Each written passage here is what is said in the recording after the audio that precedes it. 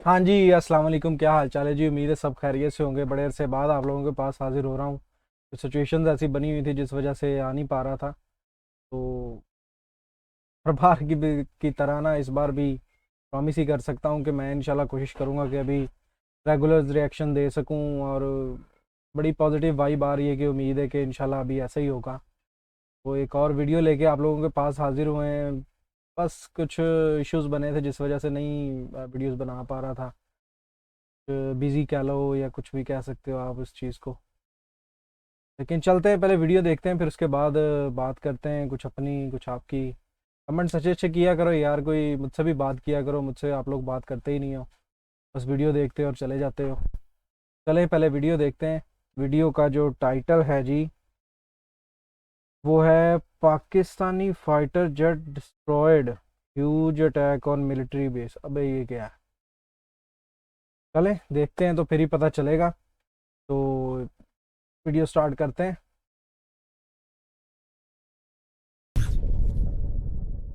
नमस्कार and welcome you all to world affairs. मैं हूं Prashant Dhawan. Now recently Pakistan air force को हैवी डैमेज पहुंचा है। इनके फाइटर जेट्स मिलिटेंट ग्रुप ने डिस्ट्रॉय कर दिए। यहां पर आप देख पाओगे पाकिस्तान एयरफोर्स का एक जो बेस है, जो इनका आप कह लीजिए एक ट्रेनिंग साइट भी थी, वहां पर एक मिलिटेंट ग्रुप ने अटैक किया, गोलियां चलाई गई, काफी बड़ा अटैक था ये। और रिपोर्ट ये किया जा रहा है कि पाकिस्तानी एयरफोर्स के 3 एयरक्राफ्ट बुरी तरीके से डैमेज हो चुके हैं। ये अब उड़ नहीं पाएंगे। These have been damaged beyond repair. कुछ रिपेयर वर्क यहां पर नहीं हो पाएगा। अगेन, अब ये सब जो न्यूज़ है आप पाकिस्तान की साइड से कंफर्म करने की कोशिश करोगे तो वो लोग ये कह रहे हैं कि बिल्कुल मियाँ वाली जो एयरबेस है, जो अभी आपको दिखाऊंगा मैप पे, वहां पर बिल्कुल अटैक हुआ है। ये लोग कह रहे हैं कि 9 आतंकवादी, ये यहाँ पे वर्ड यूज कर रहे हैं। ये बात है पाकिस्तानी जर्नलिस्ट की जो ट्वीट्स हैं, ये मैं आपको दिखा रहा हूँ।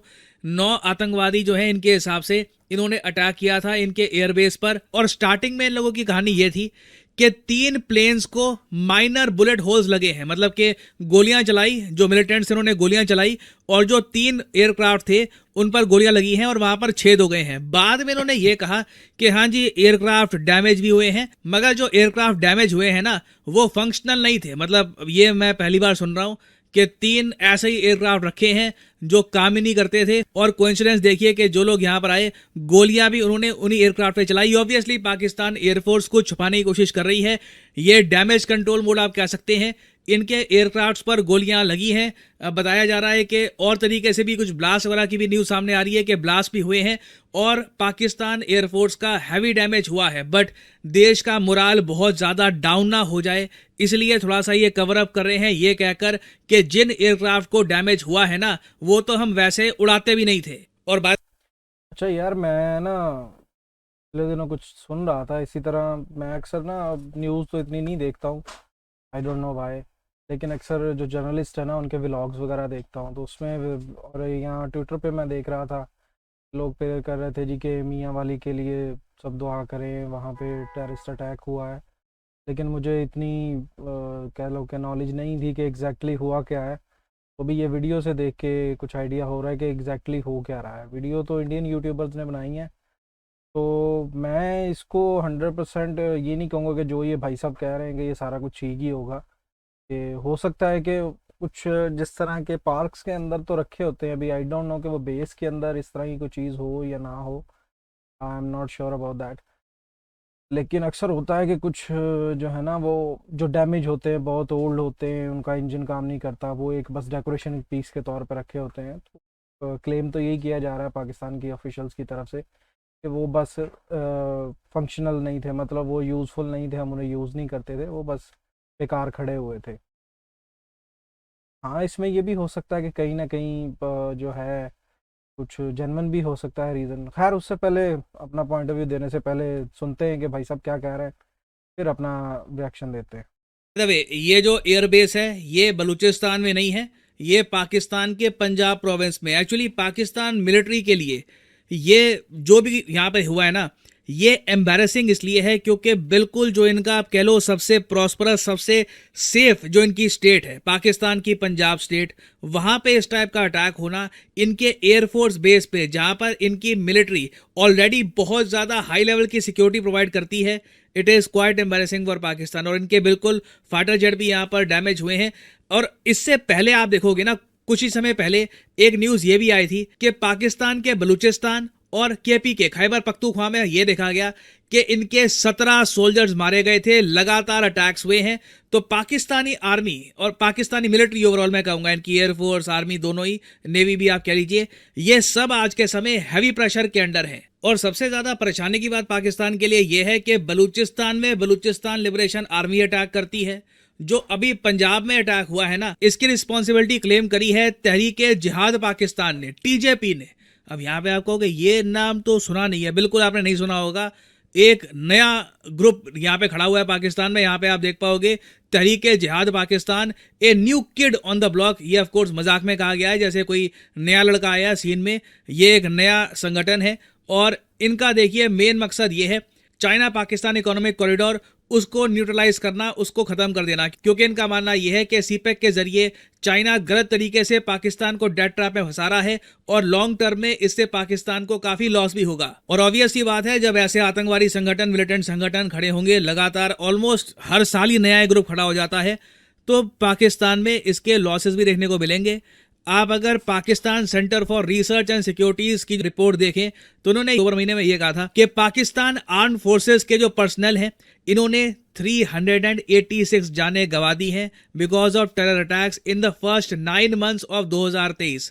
तो 2023 का भी तो खैर नवंबर चल रहा है, 2 महीने बचे हैं 2023 को। अभी इन्होंने पिछले महीने का भी जो डेटा है उसको काउंट नहीं किया, सिर्फ 9 महीने पहले जो 9 महीने थे इस साल के उसको काउंट किया और वहीं पे कह दिया कि इतनी ज्यादा मौतें हुई हैं पाकिस्तान मिलिट्री की तरफ से कि आप इसको एक 8 ईयर हाई कह सकते हैं।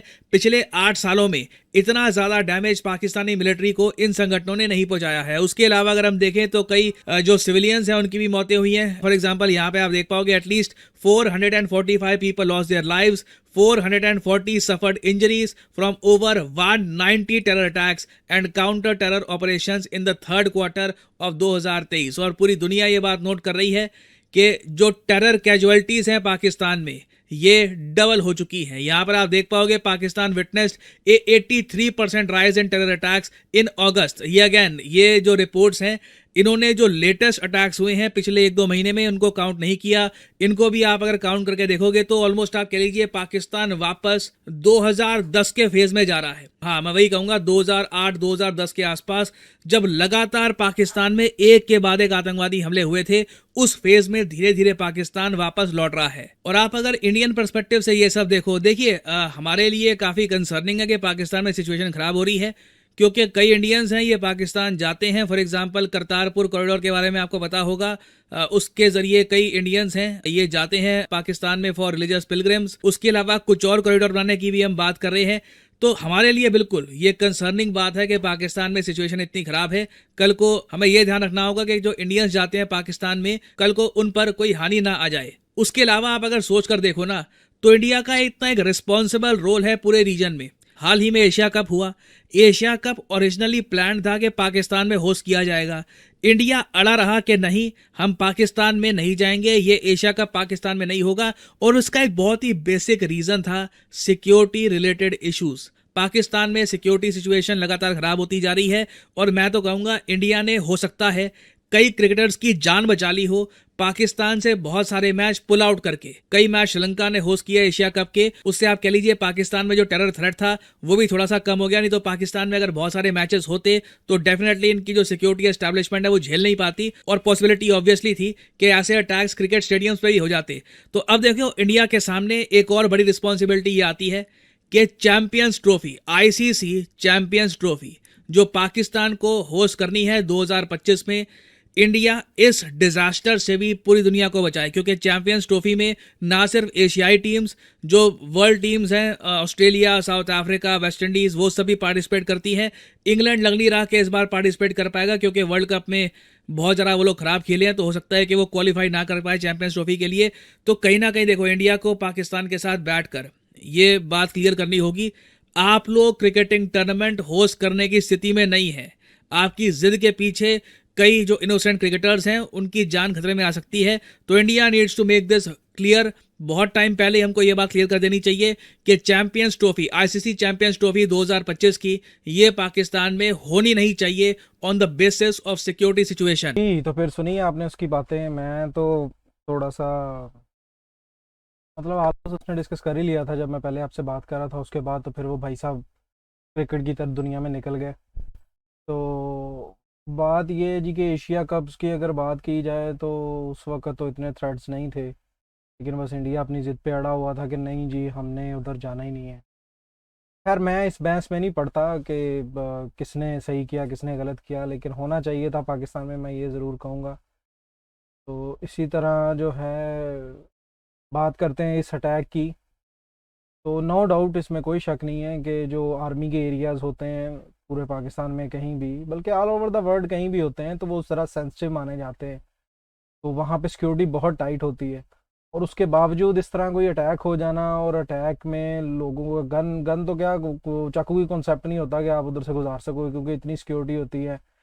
तो इतने वो चेक एंड बैलेंस होता है जिसको चेक करके वो लोग अंदर भेजते हैं या उस रास्ते से गुजरना होता है। तो वो कैसे गए हैं, कैसे ये सब हुआ, नो आइडिया, लेकिन ये अच्छी चीज़ नहीं है। कहीं ना कहीं तो एम्बेरसमेंट का मुकाम है, क्योंकि ये हमारा लूप होल था।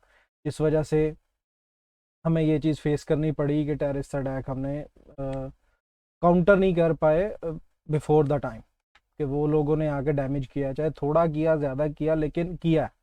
ये हमें मानना पड़ेगा कि भाई किया, उन्होंने कुछ ना कुछ तो किया है ना। ऐसे तो नहीं है कि बाकी बात के वो जो प्लेन्स थे वो फंक्शनल थे या नॉन फंक्शनल थे, वो एक अलग बात है। लेकिन जो एम्बैरेसिंग बात है मेरे लिए, हमारे लिए एज ए पाकिस्तानी, कि वो लोग कैसे घुस गए आर्मी की टेरिटरी के अंदर, ये नामुमकिन सी चीज़ है, क्योंकि इतनी सिक्योरिटी होती है। और नो डाउट पाकिस्तानी आर्मी जो है वो सोल्जर्स जो हैं वो बड़े एक्टिव हैं, बड़े स्ट्रॉन्ग हैं, शार्प हैं। तो इन सब के बावजूद ये चीज़ होना, तो दिस इज़ क्वाइट एम्बैरेसिंग भी कहीं ना कहीं। तो फ्लूक था ना जिस वजह से ये प्रॉब्लम आई है, जिस वजह से हमें ये चीज़ फेस करनी पड़ी है। उम्मीद है और दुआ करते हैं कि ज़्यादा नुकसान नहीं हुआ होगा।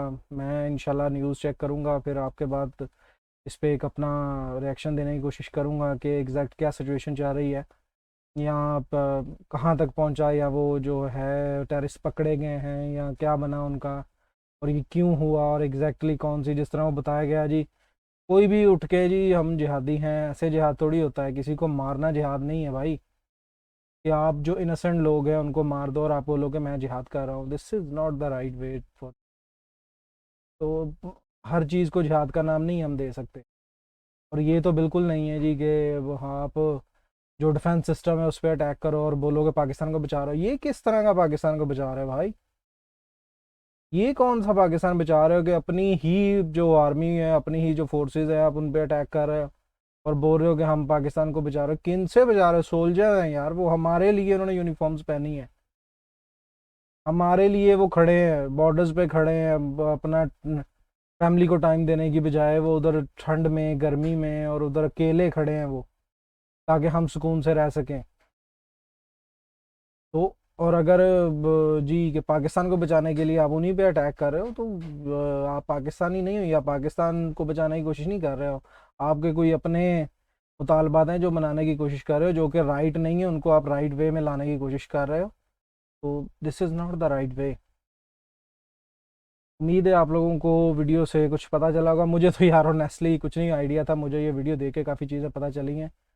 तो अगर मेरी किसी को कोई बात बुरी लगी हो तो भाई सॉरी, क्योंकि मैं किसी को हर्ट नहीं करना चाहता, लेकिन बस ये चाहता हूँ कि सुकून से सारे मामलात हों। ये जो हुआ ये अच्छा वाक़या नहीं है।